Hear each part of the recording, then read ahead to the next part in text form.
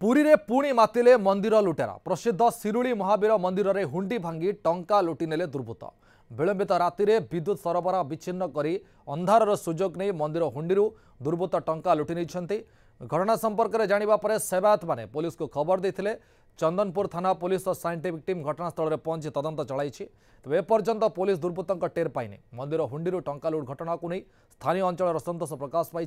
तुरंत अभियुक्तों को धरने मंदिर सेवक दाबी कर पुरी एसपी कहते शिरुली महावीर मंदिर होता चोरी घटना को नहीं पुलिस और साइंटिफिक टीम तदंत चलाई जिले में बहु पुरातन मंदिर थी सब स्थान में सीसीटीवी लगेवाई मंदिर कमिटी को परामर्श दी जाइए। 2023 और 24 मसीह पुरी जिलार अनेक मंदिर लुट होता दुर्बृत्त मैंने हुंडी टंका लुटिवा सहित ठाकुर अलंकार और मूर्ति लुटि नहीं तेणु लुटेरा को तुरंत गिरफ करने को दाबी होइछि।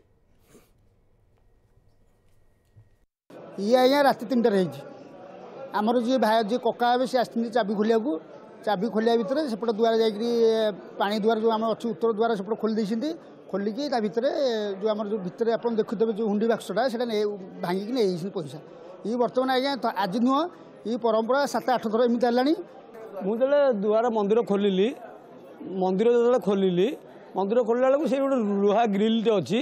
से भंगा हो जाए से लुहा ग्रिल जो भंगाई मु लाइन नाला टर्च मार देखला बेलू से कबाटा भी खोला अच्छी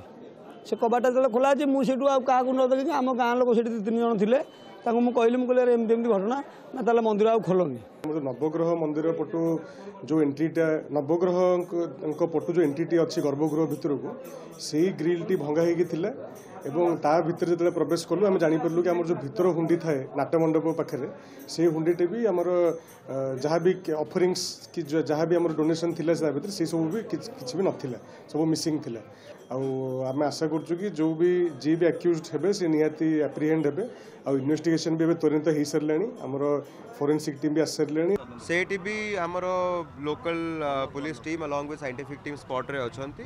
एंड पाखापाखी सब सीसीटीवी मध्य को जांच करा होउची एंड सेठी आमे लागी कि अच्छु से केस को आम निश्चित रूप से आम